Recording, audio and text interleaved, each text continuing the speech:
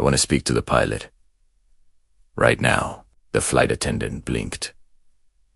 Ma'am, that's not something we can. I paid for a window seat on the LEFT side specifically to see the mountains. We are flying over the wrong side. I want the flight path adjusted.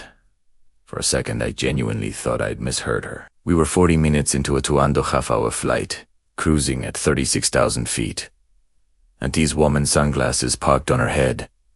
A coffee cup gripped like a gavel was demanding the pilot reroute a commercial aircraft because the scenery wasn't to her liking. The flight attendant's polite smile didn't move, but her eyes did the universal "Are you serious right now?" flick toward her colleague in the galley. I put my book down. This flight had just gotten a lot more interesting. Hey everyone, welcome back to the channel. If you're new here, I fly a lot. Work trips, family visits, the occasional vacation squeezed in between. And over the years I've learned that airplanes have a way of bringing out people's truest selves. Something about being sealed inside a metal tube at cruising altitude just strips away the pretense. Today's story is about a woman I'm calling HOA Karen, because she told half the cabin, unprompted, that she serves as her neighborhood association's president and gets things done right before demanding that a commercial airline pilot alter a scheduled flight path so she could get a better photo out her window. I promise you, this one only gets more unbelievable. We've got a scenic flight gone sideways, missing items, a very patient flight crew, a public meltdown, and an ending that had the entire aircraft cabin buzzing before we even reached baggage claim. If you love airport chaos and karma stories as much as I do, make sure you're subscribed, because we're just getting started. A few weeks before this flight, I'd booked a trip to visit an old college friend who'd relocated a few states over. It wasn't a complicated trip, one direct flight, a little over 2 hours in the air. Landing early evening with plenty of daylight left to grab dinner before catching up properly. I'd chosen this particular route on purpose. It's known among frequent flyers for one specific reason.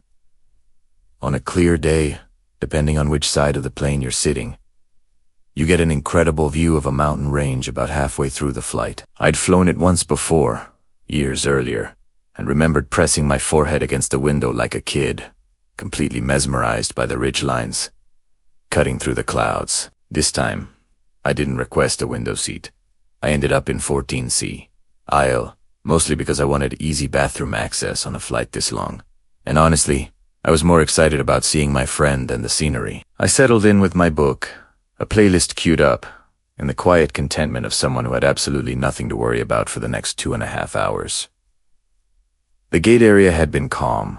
Boarding had gone smoothly. I remember thinking, as the plane pushed back from the gate, that this was shaping up to be one of those rare, easy flights, the kind where you land and realize you barely noticed the time pass. I had no idea that somewhere a few rows ahead of me sat a woman who was about to make this the least easy flight of my year. I settled into my podcast, glanced out at the tarmac as we taxied, and did the thing I always do before takeoff.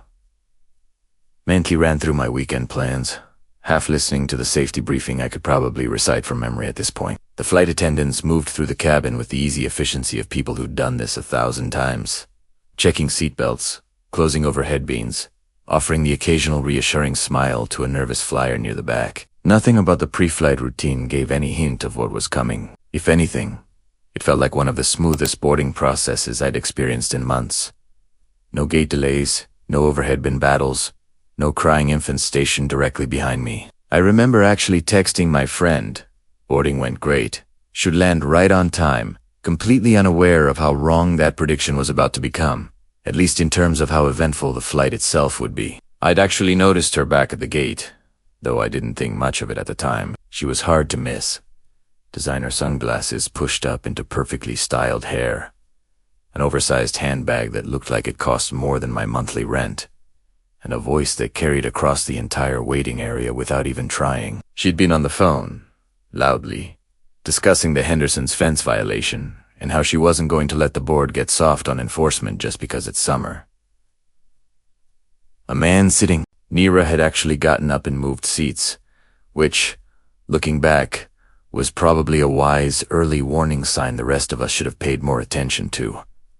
Let's call her Cheryl. When boarding started, she made a point of asking the gate agent twice to confirm she had a window seat on the left side of the aircraft. explaining that she'd specifically researched the flight path online and knew the mountain views would be on that side roughly 90 minutes in. The gate agent confirmed her seat assignment and wished her a pleasant flight. Cheryl didn't seem to register the word pleasant as something that applied to her at all. She swept down the jet bridge like she was inspecting a property for code violations and settled into 9A, a left side window seat, exactly as requested. For about the first hour, everything was fine.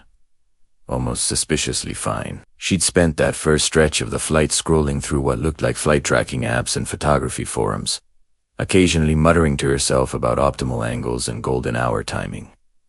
At one point she asked her seatmate, a young guy with headphones in, if he'd mind switching seats briefly for a photo opportunity, to which he politely declined, having apparently already sized her up during boarding and decided he wanted no part of whatever was coming. Looking back, that first hour was less a lull and more a build-up. Cheryl quietly gathering information, checking the time against her research on when exactly the mountain range would come into view, positioning herself, almost literally, for the confrontation that was about to unfold. The rest of us just didn't know it yet. It started small. Cheryl leaned toward her seatmate, uninvited, and asked what time it was, then muttered something about the flight being behind schedule for the good lighting. A few minutes later, she flagged down a flight attendant to ask, quite seriously, whether the captain could speed up a little to hit the mountain range at a better angle for photos. The flight attendant, clearly used to unusual requests, explained kindly that flight speed and altitude are determined by air traffic control, weather conditions, and fuel efficiency, not passenger photography preferences. Cheryl didn't love that answer, but she let it go. For about 20 more minutes, then came the moment that kicked everything off. As the pilot's voice came over the intercom with a routine update about our altitude and estimated arrival time, Cheryl unbuckled, walked briskly to the nearest flight attendant call area, and said, loud enough for at least 6 rows to hear, that she wanted to speak to the pilot directly about adjusting our position relative to the mountain range, because, and I remember this word for word, I did not pay for a mediocre view. The flight attendant explained, patiently, that pilots do not take requests mid-flight for scenic adjustments, and that flight paths are set well in advance based on air traffic control clearance, not passenger preference. Cheryl's response was to ask for a supervisor, seemingly forgetting that at 36,000 feet, the flight attendant she was speaking to more or less was the supervisor for the next 2 hours. For a while after that first confrontation, things settled into an uneasy quiet. Cheryl sat back down, arms crossed, muttering about unprofessional service, and the flight continued as normal. Then the strange stuff started. A woman 2 rows back reported that her window shade, which she'd closed to block the sun so she could nap, kept mysteriously reopening every time she dozed off. Not from turbulence, but from someone physically reaching over and pulling the cord. A man near row 10 mentioned that his phone, which he'd left charging in the seatback USB port while he used the restroom, had somehow been unplugged and was sitting disconnected in the seat pocket when he returned with his camera app conspicuously open, despite him not having used it that flight. And the flight attendant working that section quietly mentioned to her colleague that a set of professional-looking binoculars had gone missing from a first-class passenger's bag, last seen tucked into the seat back pocket during boarding, before the passenger dozed off for the first hour of the flight. None of it seemed connected at first, but Cheryl had made no fewer than 4 trips up and down that section of the cabin to stretch her legs, each time lingering suspiciously near window seats, peering out at the clouds, occasionally pulling out her own phone to check something before moving on. The man sitting next to me, who'd been watching the same pattern I had, leaned over and said quietly, I think that woman's on a mission.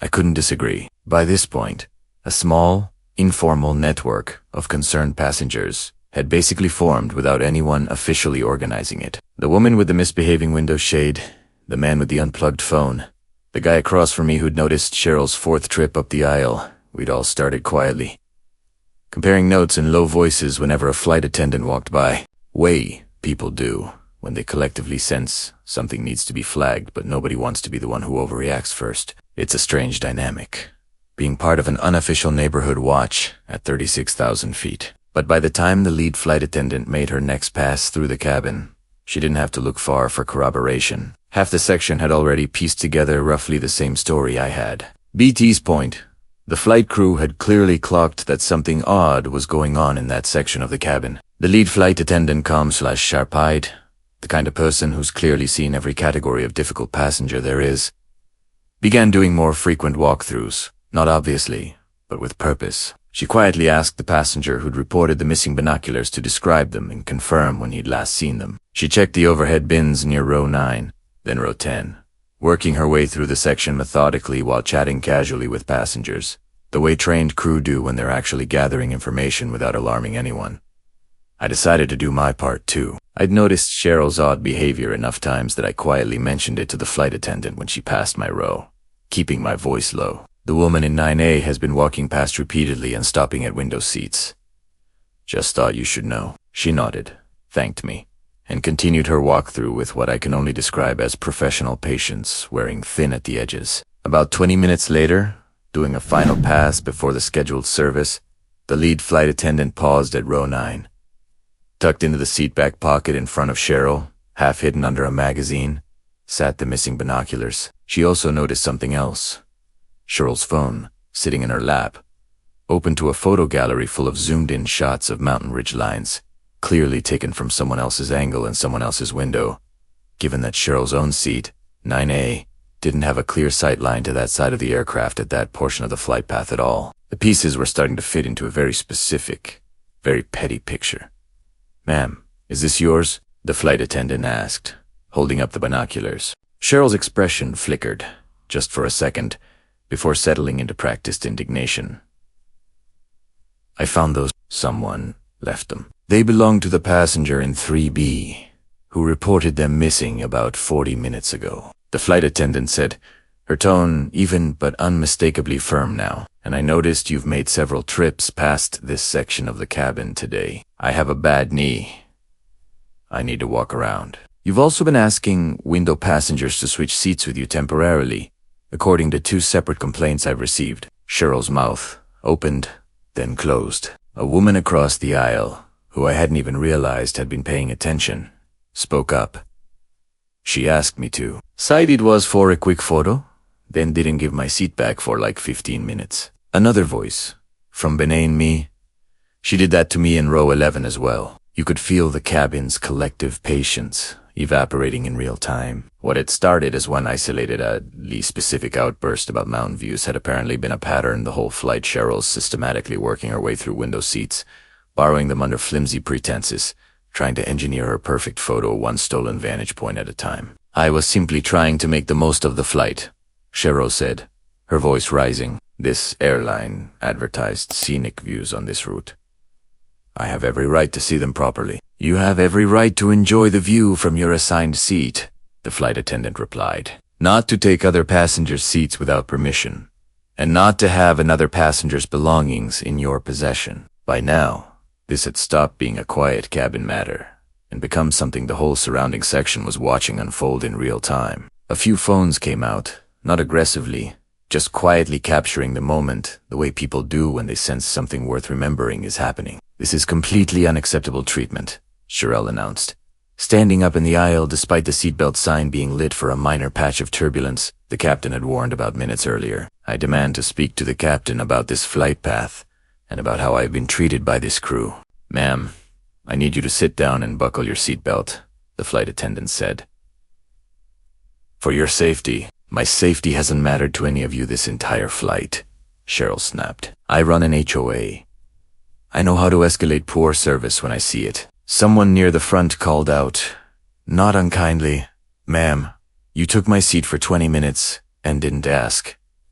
"I asked," Cheryl said. "You told me to move," the man replied. "That's different from asking." A ripple of quiet laughter spread through the cabin.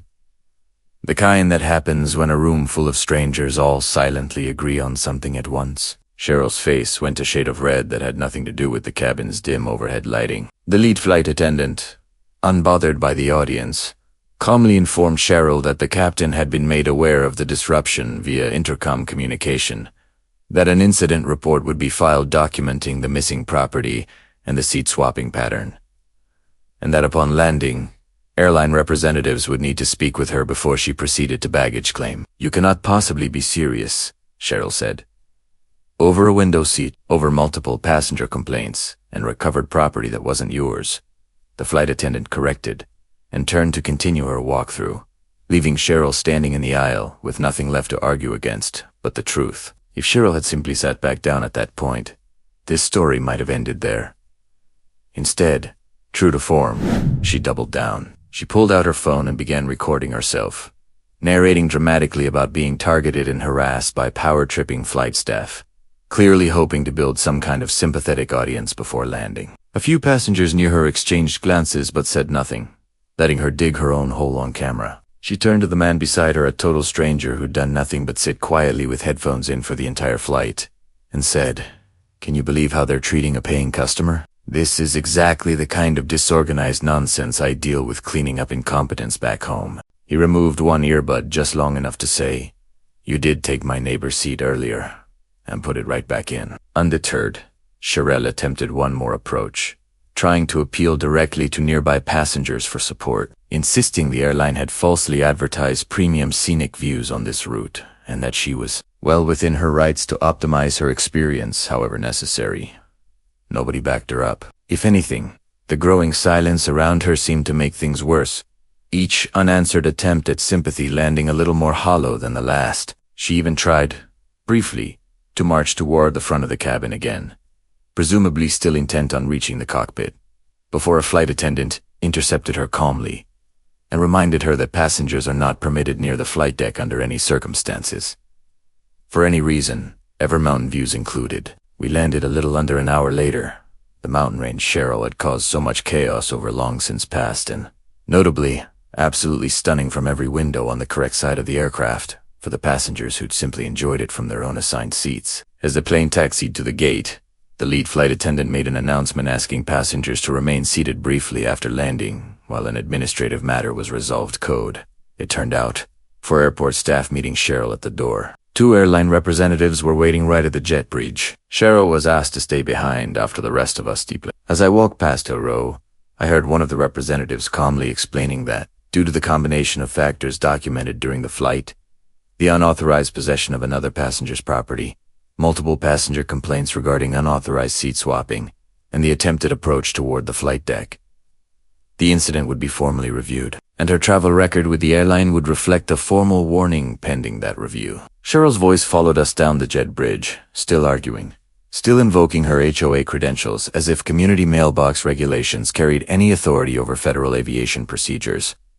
Nobody looked back. I glanced through the terminal windows as we walked toward baggage claim, catching one last glimpse of the aircraft still parked at the gate, Cheryl's silhouette visible through the small oval window, still seated, still gesturing animatedly at the 2 representatives standing in the aisle beside her. It was, in a strange way, the perfect final image of the whole ordeal. A woman who'd spent an entire flight chasing the ideal view, now stuck staring at the inside of a jet bridge instead. The kicker, as always, was in the details. She'd spent the entire flight so consumed with engineering the perfect photos that she missed actually enjoying the view from her own seat, which, passengers near her later confirmed, had been genuinely spectacular the one time she'd actually bothered to look out of it instead of someone else's window. By the time I reached baggage claim, a small cluster of passengers from that flight had naturally gathered near the carousel, still buzzing about what we'd all just witnessed together. The man who'd had his seat borrowed twice found me specifically to laugh about it, saying it was the most eventful 2.5 hours he'd had in years of flying. A few days later, I received a short email from the airline, along with 2 other passengers I later found out had submitted similar written statements, thanking us for our cooperation with their internal review and offering a travel credit for the inconvenience experienced during the flight. My friend, when I told her the story over dinner that evening, laughed so hard she nearly choked on her food, and made me repeat the part about the binoculars twice. It became, almost immediately, one of those stories that gets requested at every dinner party for months afterward. Even weeks later, mutual friends who'd heard the story secondhand would bring it up unprompted, always landing on the same disbelieving question. Wait, she actually tried to get the pilot to change the flight path. I'd confirm it every time, and every time, the reaction was the same mixture of laughter and genuine bewilderment that anyone could think that request was reasonable in the first place. As for Shalil, I never found out the exact resolution of her case with the airline. Those details aren't typically shared with other passengers, but based on the tone of the representatives waiting at the gate, it seemed clear her next flight with that particular airline wasn't going to be a simple one, if it happened at all. What stuck with me most about this whole experience wasn't really about mountain views or window seats at all. It was about how quickly a small sense of entitlement can spiral into something much bigger when nobody's willing to just accept no as a complete answer. Cheryl didn't get caught because she was unlucky. She got caught because she treated a commercial flight with its own procedures, its own safety protocols, and dozens of other passengers with equal rights to their own seats, like something she could simply manage her way around, the same way she seemed to manage things back home. But an airplane isn't a homeowners meeting, and a flight crew isn't a board she can outvote. Sometimes the most powerful thing you can do in a situation like that is exactly what most of the cabin did. Stay calm, quietly document what's happening, and trust that the truth, once it comes out, speaks a lot louder than any complaint ever could. So here's my question for you. If you'd been the one whose seat got borrowed for a photo, would you have said something in the moment, or just let it slide the way most of us initially did? Let me know in the comments, and tell me about the strangest request you've ever seen a passenger make mid-flight. I might feature it in a future video. If you enjoyed this story, make sure you're subscribed, because trust me, Cheryl was not the last Karen I've flown with. And she definitely won't be the last one on this channel. And if you've made it this far, thanks for sticking with the whole story. These videos take a lot of research and writing to put together, and knowing people actually watch to the end is what keeps this channel going. See you in the next one.